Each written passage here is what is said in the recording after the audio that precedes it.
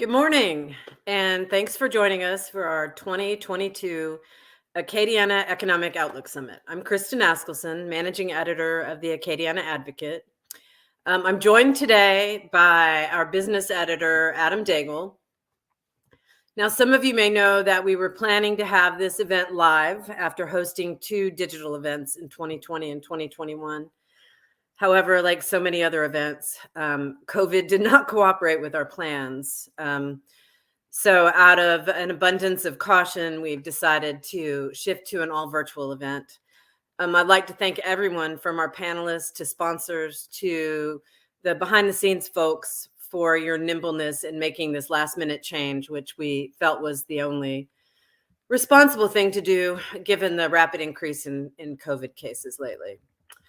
Now, whether we're live or virtual, our event is made possible with the help of our sponsors, Entergy, Acadian Ambulance, Ochsner Lafayette General, and Our Lady of Lourdes.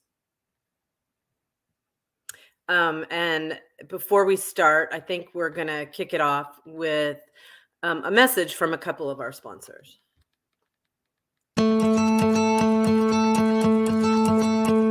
For nearly 100 years, Entergy has powered our stories. Stories of hope, triumph, resilience. 1.3 million customers. More than 5,000 Louisiana employees. Each one a story. From rebuilding marshlands to opening new doors for students. Entergy ensures that all of our stories shine brighter. Because together, we power life.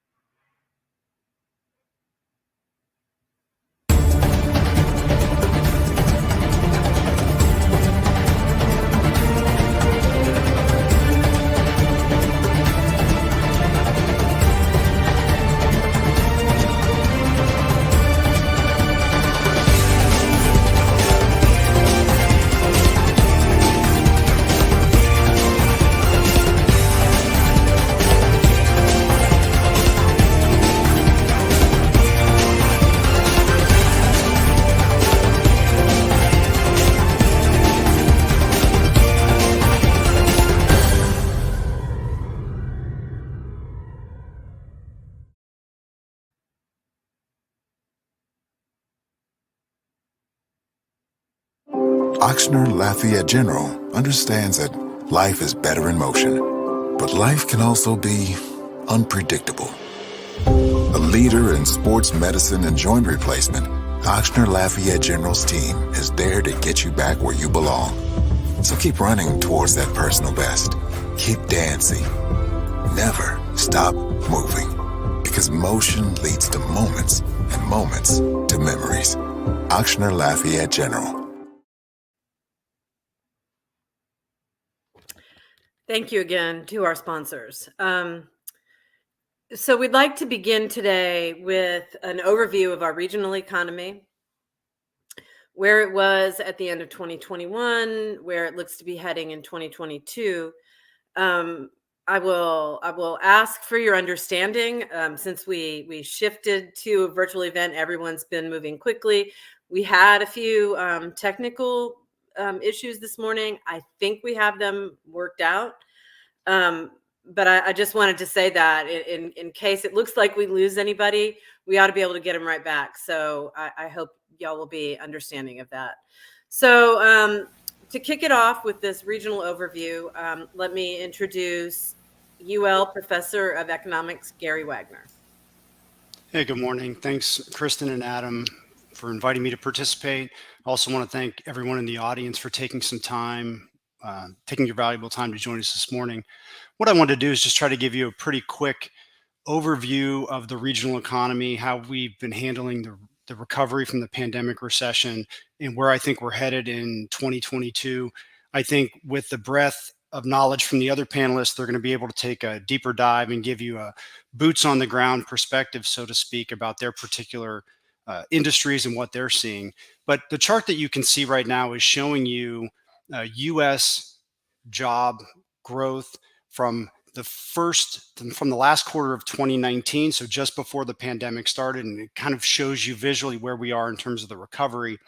You can see along the left side there, if you look at that sharp drop, the US economy lost about 14% of our jobs in the pandemic recession between February and April of 2020.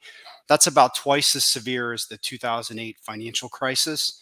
And you can see growth has been pretty steady since that point, but the US economy has not regained all of the jobs that were lost yet. We're still at about 2% below where we were in the fourth quarter of 2019. Now, if you click over to the next slide, John, what you'll see is I've added in there Louisiana, which is in gold, and the Lafayette metro area, the 5-parish region, which is in red. And you can see Louisiana had about the same experience as the national economy, losing about 14% of our jobs. To put that number in perspective for the state, Louisiana lost about 8% of its jobs during Hurricane Katrina. So this was a pretty significant economic event for the state. And you can see the Lafayette region fared a little bit better than the nation, losing about 12% of our jobs. The recovery has been a little bit slower in the Lafayette region and Louisiana for a number of reasons. You can see a pretty notable dip about month 20 in terms of the recovery, both in Louisiana and in Lafayette, and that was Hurricane Laura. So we've had a number of disruptive hurricanes in the state over the past 2 years that have really hindered our recovery. But you can see the Lafayette region is about 5%, about 5 to 6% below where we were in the fourth quarter of 2019. The state's about 6% below where we were in the fourth quarter of 2019. So that's about just over 50% of the jobs that were lost statewide, and in Lafayette, we have recovered. So we still have a ways to go to gain back all the jobs that were lost from the pandemic. But I think on the upside, as you're going to see in just a minute, the outlook for 22 is pretty favorable in my view. Next slide, please. So this is just showing you the sectors statewide that have recovered jobs or continued to lose some jobs. And I think there are a couple key themes from this. So the dark blue bar is just total jobs in the state of Louisiana. And I'm showing you the statewide view here because the Lafayette picture is very, very similar to the state. But all of those green bars are sectors in the economy where we're seeing job growth from the pandemic. So business services, retail trade, education and health services are really driving the recovery at this point. But I think some very good signs, you see leisure and hospitality has gained back 70% of the jobs that were lost. And that was a sector that was hit really, really hard by the pandemic because of the stay-at-home orders that were put in place statewide and also around the nation that really hindered the ability of those individuals to engage in work. I think if you look at the bottom 5 sectors of those chart, the bars that are in pinkish or in red, there are a couple that really stand out there: oil and gas extraction and also manufacturing. Those 2 sectors have actually continued to shed jobs since April 2020. And oil and gas extraction is down 26% from the fourth quarter of 2019. So not only did the sector get hit pretty hard by the pandemic, it's continuing to be hit hard moving forward. But the reason why I wanted to highlight the oil and gas sector is I think there are a couple things that you want to keep in mind. The sector is maturing and has evolved over time. Statewide, based on some numbers that the Bureau of Economic Analysis released in 2020, about 1% of Louisiana's economy is directly related to oil and gas. So that number was 35% in the early 1980s. So the sector is a smaller share of the state's economy today than it was in the past. And in the Lafayette region, our jobs are about 6% dependent on oil and gas directly, where if you go back 20 to 25 years, that number was almost 20%. So what it means is the oil and gas industry is still an important piece of the regional economy, but some of these other sectors like business services, education, and health can really help buffer a blow to that sector much more so than what we've ever seen in the past, which is a very positive sign. And one of the reasons why the region's continuing to add jobs, even though those sectors are still struggling. Next slide, please.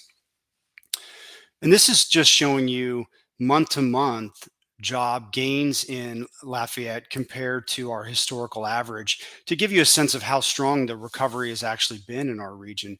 It's actually been one of the strongest in the state.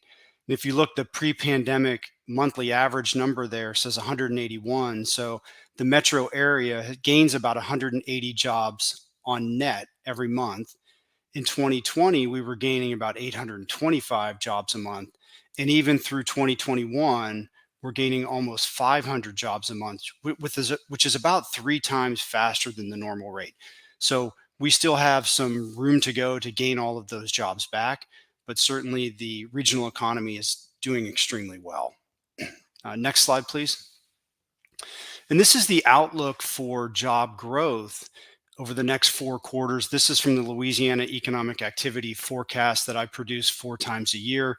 And so I'm just showing you a comparison between the US, which is all the 4 bars all the way to the left, Louisiana, which is the 4 bars in the middle, and then the Lafayette region, which is the 4 bars all the way to the right. And you can see over the next 4 quarters, job growth in Lafayette is projected to be about 2.8%, 2.7% to 3%, very steady and very stable. That's more than double what our typical growth rate is. It's faster than Louisiana, and it's just slightly slower than the nation. So I think the outlook over the next 4 quarters is still very positive. I'm looking for the health and education sectors primarily to lead the way in 2022. There are a couple things that I'm concerned about that I want to talk about in just a second, but I think overall the outlook for the region remains pretty strong. Next slide, please. So there are 2 major downside risks that I want to talk about that I think are on the horizon for 2022. Obviously, the uncertainty around COVID-19 and the variants, whether it's Omicron or some yet to be known variant, is just a very highly uncertain time. So we don't know what's in the future for that. I think from an economic perspective, what concerns me the most is the inflation risk that's out there. So inflation is at a 40-year high, essentially, depending on what metric you're using. And I think the reason we need to be concerned about that, not only does it erode the purchasing power of money, but I think the Federal Reserve has now signaled that they are intending to act in 2022 to raise interest rates to try to combat this inflation. So they've signaled that there are 3 rate increases on the hook for 2022. I'm looking for the first one to take place in March, probably the second 2 to take place in September and December of next year.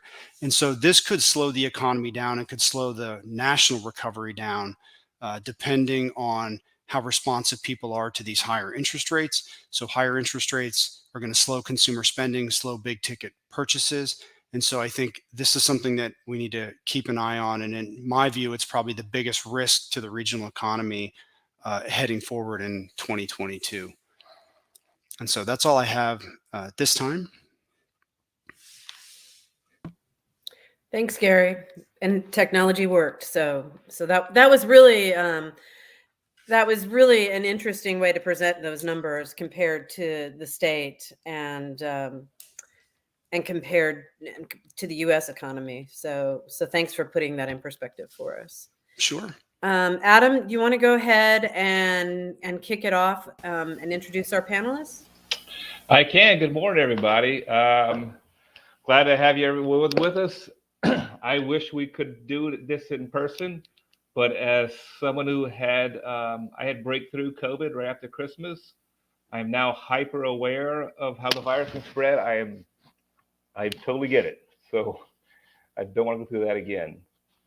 But I'm glad to be here, and I'm very excited. Our first guest is Mandy Mitchell. She is the new president and CEO of the Lafayette Economic Development Authority. She's not so much new to the job anymore, but she's been out and about a lot lately. Good morning, Mandy. Good morning, everyone. Thanks for having me, Adam and Kristin, and thanks to the Advocate for hosting this panel this morning. Our next guest is from the tech industry, Mr. Brian McDonald. He is the CEO of SchoolMint. If you're not aware or somewhat aware, they're the educational tech company that moved to Lafayette from the Bay Area. And It would have been 2020 now. Good morning, Brian. Good morning, everybody. Thanks, Adam and Kristin, for having me, and excited to be here. Our next guest is from the real estate sector, Miss Laurie McCarthy. She is managing broker of the Acadiana offices for Ladder and Bloom. It's been another active year in her industry in the real estate market. The number of homes sold and homes built reaching all-time highs in 2021. So we'll have some good things to talk about. Good morning, Laurie. Good morning. Thank you so much for having me here. Yeah, we've got a lot to talk about in the real estate market. Our next guest is Corey Jack. Corey is representing the small businesses. He's the owner of Jack & Associates, a consulting firm. He has worked with small business owners during this transitional pandemic economy. I enjoy writing these stories of people who are transitioning and finding new ways to make a living. So I look forward to talking about that. Good morning, Corey. Good morning. Good morning. Just want to thank the Advocate for putting this event on, and thank you guys for having me be a part of it. Looking forward to it. Our last guest is Dr. Amanda Logue, the Chief Medical Officer at Oshner Lafayette General. The year has brought all sorts of challenges to hospitals everywhere, and here in Lafayette, especially now with the latest variant. So we've got a lot of stuff to talk about there. Good morning, Dr. Logue. Good morning. Thank you all for the invitation, and thank you for including the perspective of the healthcare industry over the last couple of years. Appreciate it. Good deal. Well, I want to go ahead and get started, and I'll start throwing questions out to everyone so we can get this thing rolling. I'll start with you, Mandy. You've been out and about. I've seen you at a lot of places. And on Facebook doing a lot of videos. You're talking to a lot of people. You're not so much new anymore, but tell me this: you're starting off a new year. What's the process been like so far, and kind of what are some of the things you want to tackle and accomplish in 2022? Thank you, Adam, for the question. And I'll tell you what, this is home for me, as you have indicated. Spent the last nearly 10 years at the state working on economic development at the state level, actually sending some projects our way, namely, most recently, the Amazon Win and Safe Source Direct, among a few others that I hope to get into later in the conversation. But I'll tell you, I'm settling into the job very well.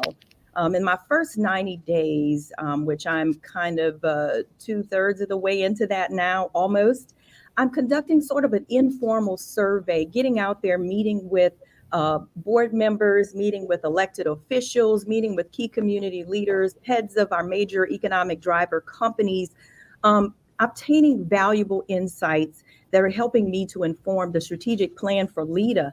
And my vision for Lafayette Parish from an economic development perspective is that we position ourselves as the location of choice for top talent, for new and existing businesses that are considering expansions, and for entrepreneurs and innovators. And we'll get there with a strategic plan that ensures that LEDA is laser focused on the economic growth of our parish. I see a bright future ahead in this upcoming year for the Acadiana region and for Lafayette Parish as the hub of the region. And LEDA is going to play a key central role in keeping that momentum going, steering us toward a future of economic opportunity for all, for everyone in our parish. We've enjoyed some really good economic development wins recently, and we have a good pipeline of potential prospects to build upon those wins even further. And those wins are producing jobs that are growing and that our people here locally are being able to take advantage of. Now, I want to pause here and acknowledge the Omicron variant. It has indeed reminded us that we're still in the throes of a global pandemic, but I am thankful that we have learned and we are learning to adapt and keep society functioning, keep the economy functioning in the midst of the pandemic. And it is my hope that more of us adopt the proven mitigating measures so we can continue to rebound on so many levels, economically, educationally, and health-wise. Now, real quickly, I want to talk about the rebound. And I'm so appreciative to Dr. Gary Wagner for the insights that he shared as he opened up. But I want to put some things in perspective. I want to highlight some stats pertaining to our economy and our rebound. According to Dr. Lauren Scott's most recent Louisiana Economic Outlook, our recovery in the Lafayette MSA was projected to reach 69% by the end of 2021. In fact, our jobs recovery has reached 72%. Looking at the workforce, the labor force for the Lafayette MSA, we reached about 196,000 in November. That is forecasted to reach almost 208,000 by the end of 2023. And let's talk about briefly unemployment. The most recent unemployment figures that I have looked at for the Lafayette MSA and for the parish are 3.6% and 3.2% respectively, and that's compared to at a national level 3.9% and for the state 4.1%. And then to provide a point of reference, at the height of the pandemic in April 2020, Lafayette was at 13.1% unemployment. So those figures do indicate to me that we are well on our way to a strong rebound and recovery, and the path ahead for 2022 is indeed positive. And then from a jobs perspective, we are going to focus at LEDA at helping employers address labor shortages in some areas, not unlike the rest of the country. We are grappling with that issue in some industry sectors because, Adam, many people have dropped out of the labor force for varying reasons. Early retirements, leaving to launch home-based lifestyle businesses, which Corey can touch upon, people pivoting, leaving for jobs that offer higher wages or provide flexibility, such as remote work. And then some workers stating the inability to find jobs that match their particular skill sets. So LEDA will also play a role in that. And then I'll wrap up my opening remarks by just saying this, just reading and listening to the national economist and listening to Dr. Wagner, in spite of the pandemic, in spite of the Omicron variant, there is some uncertainty that we have to acknowledge, but we are still projecting strong growth for 2022 at the national, state, and regional and local level. And so 2021 was just the year of over the top in job growth, in consumer spending, et cetera. 2022 is going to be that year where things level off and return to pre-pandemic normals while still posting historic growth. Good deal. Thanks, Mandy. My next question is for Brian. Give me the latest on your company, Brian. In 2021 seemed like y'all had some mergers, some acquisitions, to be technically correct. Give me your employee count at now, and what's the future? What's the next year look like for you all? Yeah, that's a series of questions. I'll try to address them all, Adam. So I've been here for 18 months, which makes me, I think, an honorary Cajun at this point. I'm not sure where the cutoff is, but we have been growing pretty significantly. We've almost doubled the size of our company. And so, for the panel and for the guests, we provide online enrollment and student registration software for schools. And nobody thought going to a school physically and filling out a paper application form was a good idea in the pandemic. So as you might imagine, we've attracted more schools than ever.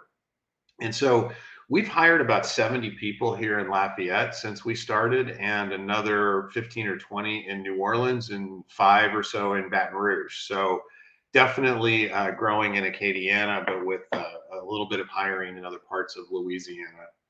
And, we've been pretty excited to bring on people. As Adam said, we moved our headquarters here from downtown San Francisco, California, and closed our New York City and Miami offices. And, we took a pretty big bet on the area, and we're really happy with how that bet turned out. And Manny, LEDA was one of the first encounters we had with the area. So thanks for doing what you do to get companies like us attracted.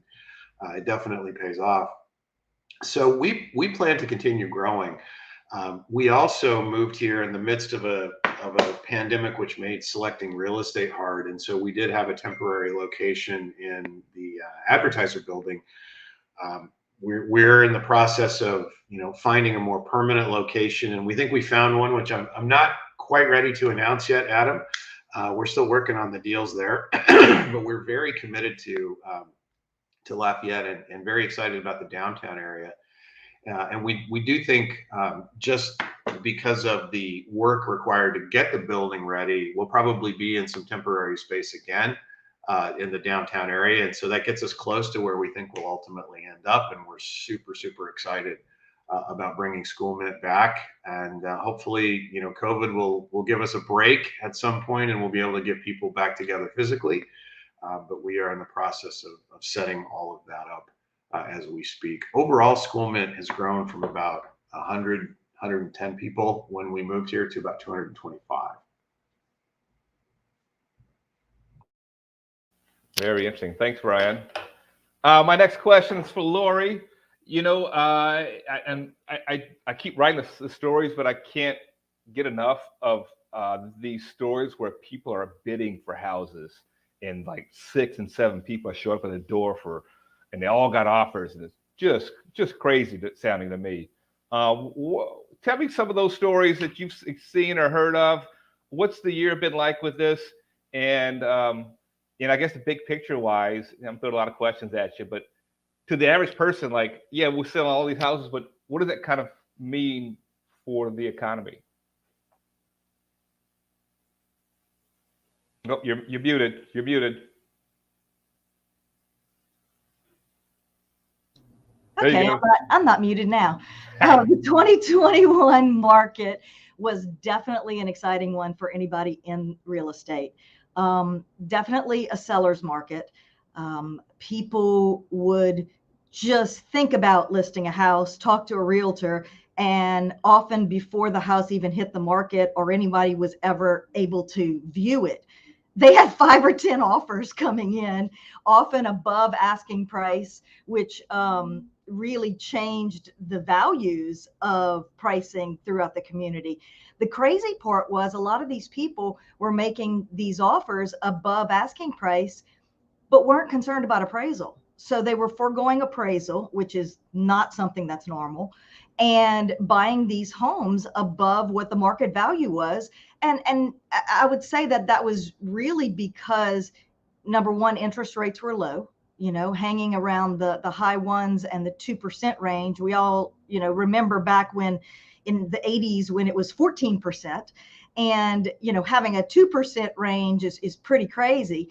But the inventory was so low that instead of having, once you decided what price range you could afford, instead of having 40 houses to look at, you might have had 5. And so people appreciated that. It was great for sellers who didn't have the money or the time or the inclination to make the necessary updates on their homes. They were still able to sell their homes in this economy. But the bidding wars were crazy. And I mean, we're still hearing about clients who have put in offers on upwards of 5 homes and still don't have a home. The economy, as for the boost, yeah, I mean, obviously that was great. We saw a lot of people coming in from around the state looking for a better way of life. We had a lot of people that told us that they wanted to move to Lafayette, as well as from outside the state with Amazon, the tech business, healthcare. That's the main areas that we saw the economic growth. But again, these sales and these bidding wars, they equated to a higher than market value for these homes, which is very unexpected in a pandemic year. Interesting. Thanks, Laurie. Off the next question to you, Corey. We've talked in this past year, just small businesses, small entrepreneurs shifting, expanding, what have you. Give me what's the year been like for a lot of small business, what you've seen, and with spending as much up as it is the outlook for the new year still pretty good? Well, I'm still seeing a lot of activity around people starting businesses, especially in light of where we are with COVID. So I work with a lot of small businesses, not the SBA's definition of small business, 499 employees or less, but like a lot of one owner businesses, couples running businesses, things like that, businesses with little to no employees. So a lot of people, or because of where we are with COVID, what I'm seeing, a lot of people who have left their job, they may have been laid off, and they're deciding to start another job, or even people who are employed, basically just legitimizing their side hustles and creating businesses and various entrepreneurial endeavors to provide supplemental income for their homes. What I'm seeing is a tremendous uptick in lifestyle businesses. So the businesses that grow according to the capacity of the owner, barbershops, beauty shops, lawn care companies, janitorial services, things along those lines. I'm seeing a lot of people starting construction companies and like handyman services. The interesting thing about that is that a lot of people that are starting these jobs, they're falling back on a skill set they already had. There's one gentleman I helped last week.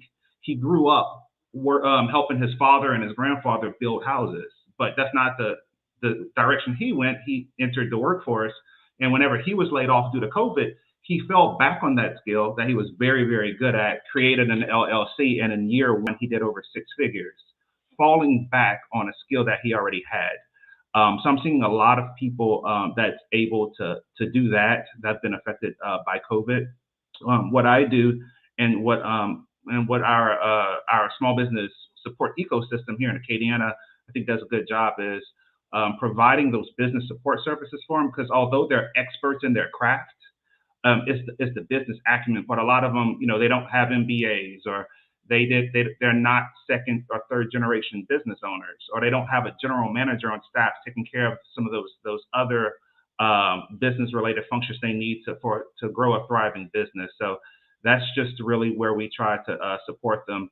A lot of the other things that I'm saying is that businesses that were operated one way due to COVID, after COVID hit, they had to pivot. There's some brick and mortar retailers that I worked with where they had to shut down temporarily, but they had no online presence. So they had to, create an online presence very, very quickly in order to still sell their products or merchandises. And now they're building resiliency plans should that happen again, which with the, not knowing how COVID, is going to play out, it's very, very important. But the cool thing about that, another business I'm seeing is like a lot of people creating online boutiques, selling things that they either wholesale or that they can create themselves.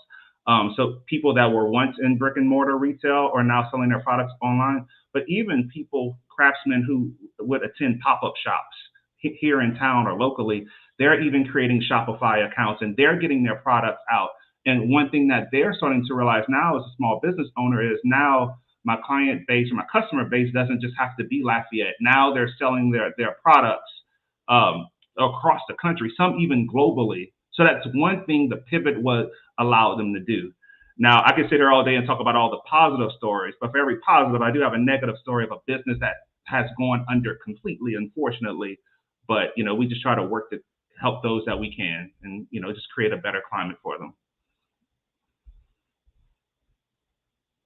Thanks, Corey. My next question is for Dr. Logue. There were lots of headlines over the past year at staffing with you all in the healthcare industry.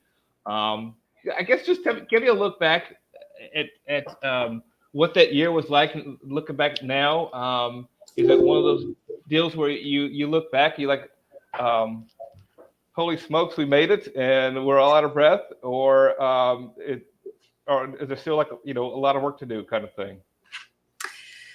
So it's really, 2 years. If I was to kind of sum it all up, it's been we were well on our journey to, always providing high quality and low cost care and all of the initiatives that we've always wanted to pursue. And then over the past 2 years, I'd best describe it as a real stuttered approach of us being able to tackle our plans, because as everybody else, most other parts of the businesses were closing down, we were surging, and so we would be opposite of what the rest of the population was seeing, and certainly after each surge, we were definitely in the state of holy cow, we made it. Let's take a breath And, teaching my teams, we would take some time off. Everybody gets a few days off to rest and recover and recuperate because you don't have much, and then get back to the projects that we were working on, just because we don't know when the next surge would come upon us. We obviously, as a healthcare leader here, felt an enormous obligation and privilege to serve up the community what they needed. And so many of our efforts, in addition to taking care of all of the inpatients that needed our services across all of our 5 acute hospitals, we've given over 73,000 vaccines to the community. We have done tens of thousands of tests. I don't even have a full number on that in terms of how many tests we've administered. We've given over 4,500 monoclonal infusions. And then we continue, and most of this has been remote in mobile areas, traveling wherever the needs be, working very close with our Department of Health and our other healthcare leaders that would assist in these efforts. So that stretched us. We were already, thinking, how do we give better access to care? How do we get into communities that need our help that can't get to us? So this stretched us into things we have never done before. But in a very good way, and in ways that we certainly walk away with a lot of lessons. We're still continuing it, of course. We're in a 5th surge right now, and so we're still continuing to do all of those things right now in very heavy numbers. While we went through all that, we had some cracks in our workforce that were starting to happen before COVID came on, and when you put such immense pressures on a cracking foundation or a foundation that's a little unstable, you're gonna open up some issues. And so, nationally, you've seen healthcare providers that have been burned out from this, that have disagreed with your policies and your procedures, that have found, more boutique ways to make their money, that is more satisfying to their life. And what that's done is just, made us recognize that we have a lot of work to do in 2022. One of our major strategies is to grow the pipeline of healthcare workers. And that's forcing us to look at our traditional model of who's at the bedside with our patients, and that doesn't necessarily mean that's the only way it can be done. With Gary's slides, and you show some of the decline in some of the jobs, traditional job markets those are opportunities we see to be able to offer some of those people who can't be in that job market anymore, offer them to work in healthcare. There's a ton of work in healthcare that doesn't involve touching patients. And we are working very hard with all of our universities, and certainly with Ochsner, as we went through that merger in 2020, to drive the pipeline of new healthcare providers, those at the bedside, those behind the scenes, new doctors in the area. While we do all of that, which is a huge lift in itself, we have to continue to be the leaders in population health, really keeping people out of the hospital unless they absolutely need it, which means we need to get to them, give them really easy access in efficient ways to get to healthcare so that they can get their preventative screening, so they can get their doctor's visits, and they can stay healthy and stay at home and only need to come into the hospital when they need us. That's really tied into, the move towards value-based purchasing, value-based care from the insurance companies, who are now incentivizing healthcare providers to keep people well. Probably the way it should have always been, but it is the way that it is going. And we have to be able to respond to that. We've been working on that already, and this is just accelerating that for us. We also will need to make care more efficient and at lower cost to patients. We know that they can't support the drug prices and things that they have right now. That's our obligation to make sure that they can, so that they can stay well. So, I could go on and on about the pressures that the health system has seen throughout the last 2 years. But once we get through this surge, and I'm hoping this one is more of it certainly is a surge in the community. We haven't seen a huge burden on the hospitals yet. We're, keeping our fingers crossed. if we expect to start to get into more, kind of flu-like humps that we go through rather than these very large spikes of inpatients that really shut down the health system. If we can get to more of those, it's a very manageable future with COVID. It's not going away. We will manage it well, and we can keep on our path with all of the other initiatives that we've got to get back on track with. Thank you, Dr. Logue. My next question is for Gary, and I'll make my complete round here. I'm like a lot of reporters. I'm a sucker for good data, and we've been diving into the census data during the holiday break. I did a story on the Hispanic population in Lafayette. The population, in most areas, Louisiana was down, but the population in Lafayette was up, and a large part of that was the increase in Hispanic population. It's happening kind of nationwide, but what do you think is kind of fueling that growth, and do you kind of see that continuing in the next year or so? Yeah, thanks for the question, Adam. I do think that's going to continue here for the next few years. The Hispanic demographic is the fastest growing in the nation. It has been for quite a while. So that's not surprising that we're seeing some of those people moving here.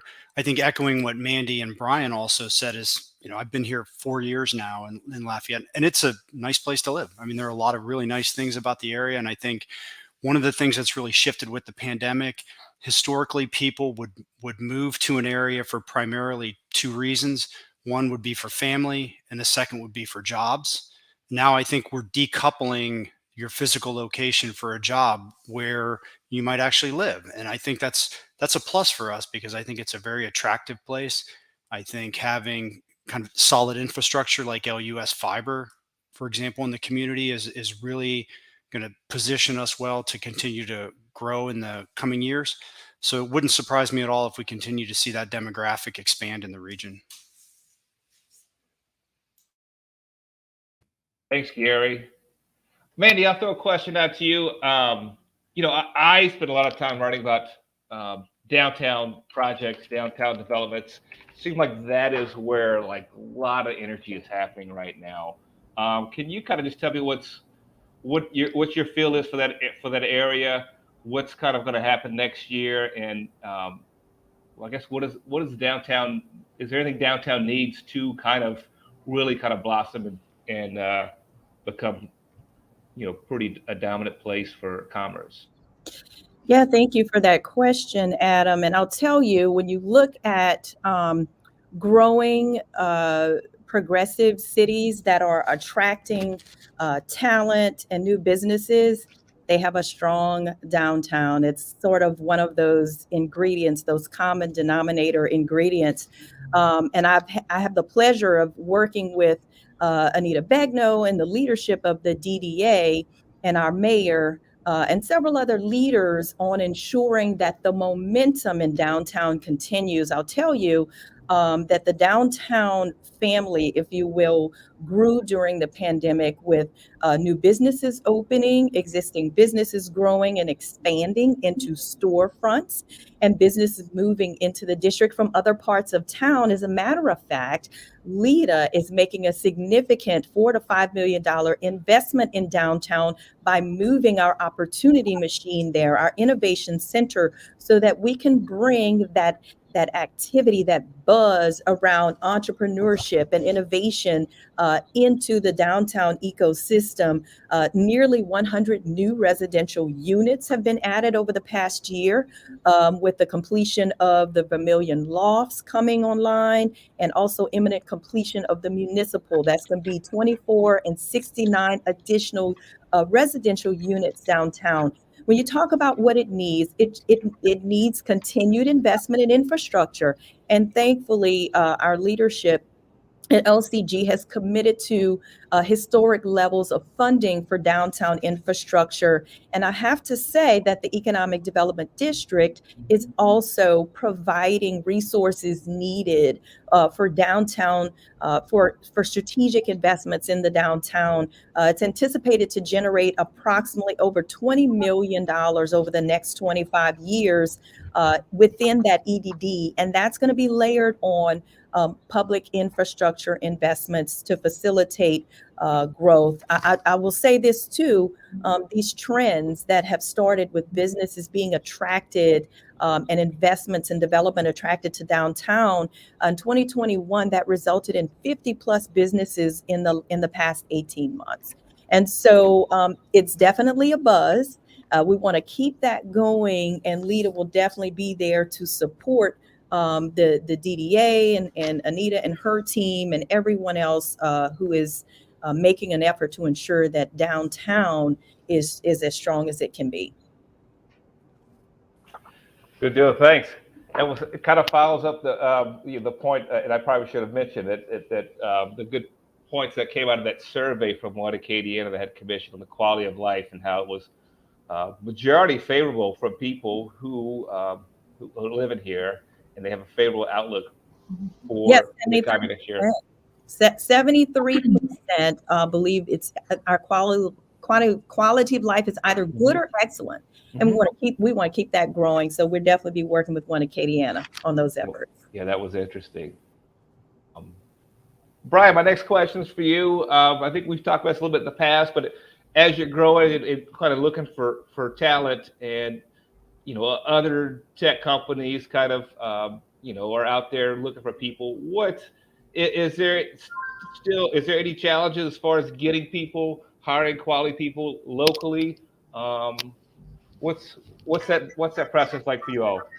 So we've been hiring steadily since we came on board, and it's an interesting mix of pros and cons for us. And I think Gary kind of teed us up for this. Companies are no longer feeling bound to hire only in their local area where someone can drive into an office every day. And that's good and bad. It's a big opportunity for people in Lafayette to live here and work, remotely. It's a little bit of a challenge for companies like us who are based here. In the past, we were able to attract people because they wanted to, work near where they lived, and they didn't have a remote option. And now sometimes they do. It's also allowed us to go outside, Lafayette or the area if we have a role we just can't fill with a local candidate, where in the past we might have been pushing ourselves harder to develop a local candidate. So, it'll be interesting to see how this works out. But I can tell you the people that we have hired, and we've hired almost 100, are fantastic. And, the thesis about talent and the great people here, the work ethic has all proven true. And we've hired, almost a dozen people who left the area for Houston, for Dallas, for New Orleans, and other places, who wanted to come back. They had family here, as we heard, one of the two attractors of people, or, they love the area, and, they were able to come and work for a tech company, and we love that. And we're happy to, continue welcoming great people back to the area, and expect to do so. Good deal. Thanks, Brian. I'll throw a question out to you, Laurie.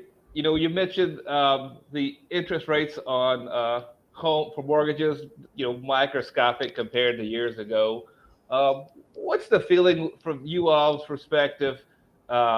Is that going to start trickling up a little bit? And if so, I mean, you see things shifting as far as just the activity in 2022? Yes, absolutely. Within the years of 2020 and 2021, we were really blessed to have interest rates from the high 1% range to the mid 2% range. We're definitely seeing a shift into the low 3% range right now, and we do expect it to slowly increase, but not at a fast pace. It's still an amazing time to buy a home. I mean, we remember in the 80s when those interest rates were in the 14% range, and people still bought and sold houses, and we hope to never be back there again. But I mean, honestly, anything below that 4 to 5% range is really a great range. so many people took advantage of those 2% interest rates this year. And, it was a good thing. As those interest rates rise, the amount of home that someone can buy is affected by that. For instance, with like a 2.8% interest rate, a $350,000 house will equate to about an $1,800 a month note. But as that increases into the threes, that $350,000 house is going to be about a $200 to $300 more a month for that person, which is effectively going to lower their buying power. And they may end up with a $325,000 house instead of a $350,000 house. So, all that said, it's been a seller's market. Inventory's been low, interest rates have been low. I see it becoming a little bit more of a buyer's market as those interest rates rise, where people are waiting for the right house to enter the market, and sellers have to be on their best in terms of making sure that the updates are done, or the cleaning is done, or the painting is done to compete in a healthy marketplace. Thanks, Laurie. Corey, I'll give you a question next. I saw you did the Youth Entrepreneurship Academy recently. I found that interesting. I'm in my mid-40s now, and I have no clue what the next generation is doing. I don't do TikTok or nothing like that, so I don't know. But I'm always kind of curious. Tell me what were some of your thoughts and kind of reactions from their perspective, and what's entrepreneurship going to look like in 20 or 30 years? Yeah, so that what you've seen was the Youth Entrepreneurship Academy. So I'm the founder of a nonprofit, the Legacy Institute for Economic Attainment. That particular program was done in conjunction with the Macomb-Vise neighborhood, with Tina being an amazing asset to this community. So we taught the kids entrepreneurship, which I take very seriously, honestly, just as seriously as helping adult businesses, because those kids, those teenagers, they are the future. They're tomorrow's business leaders. And I think it's important to instill them principles in them now, because as I mentioned earlier, we have a lot of talented people here, people that are experts in their craft. A lot of times what's missing is the business acumen. So in teaching those teenagers, I want to give it to them now. Teach them the acumen now. Some of those teenagers that participated in that program, some of them already own businesses. They already have LLCs. One of them already own a business with their parents, and others have business ideas. And it's not so much about getting them to be the successful business owner at 18, which would be nice. It's introducing the concepts to them now. That way, whenever they do, whether it's go to college, go to community college, or enter the workforce, they can do what I did and glean some of that, glean a lot of expertise and know-how from the workplace, and then perhaps later start their own business. I believe if they do that now, then all of a sudden you see business owners, especially the underserved communities that we focus on. You can see business owners when they're in their 20s and their 30s that are hiring multiple people. We're not just talking about lifestyle businesses anymore. We're teaching them how to create a product that they can go to scale with and bring on people. And it can be done here. There's enough talent. I talk to people, and I go to different cities to see how it's being done there. And I was in Houston. There is a trucking company that two 22-year-olds started, and they have 14 drivers, contracted drivers. These are two 22-year-olds that were able to employ 14 other people. And they did it relatively quickly. And when asked why, it's because they had the support from various business initiatives within their community. That is something that can be done. I know quality of life is a big topic of conversation here, as it should be, in talking about places where young people want to live and the importance of downtown and things like that. But I think it's important to remember that it's not only being able to provide the infrastructure, the attraction, and the jobs they want to work, but also creating an environment in which they can explore their entrepreneurial endeavors and ideas and fostering that. So that's my 2 cents in. But as you can see, it's a topic that I'm very passionate about. Thanks. Mandy, I'll throw a question at you. We've written about Amazon and Safe Source Direct, lots of jobs coming. I see the Amazon trucks by my house pretty regularly now. Give me an update on some of those big projects. And I think we have it, do you have an update on the Westfield hydraulics project in the industrial park up there? And did they break ground on that deal? Yes, they have.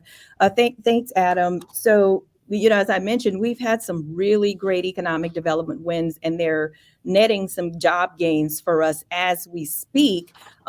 School being one of them that we're most proud of. So thank you, Brian, for your investment and for coming to Lafayette. Just proving that we are indeed a community where people want to be, and we're gonna continue to nurture that and enhance our business climate.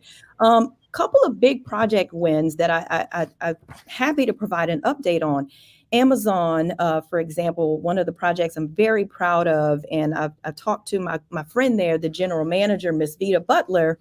Amazon they committed 500 jobs, and they are close to 900 jobs right now at that facility.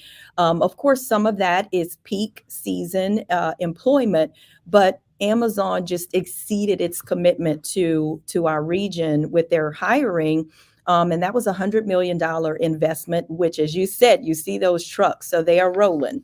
The Westfield Fluid Controls project, the CEO, Robert Schacht, decided to relocate his operation from California.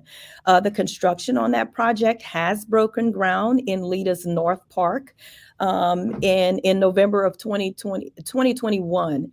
So that's a $5.1 million, 30,000 square foot manufacturing facility that we expect completion in 2022. And that's going to be approximately 70 new direct jobs with average salaries of $50,000 plus.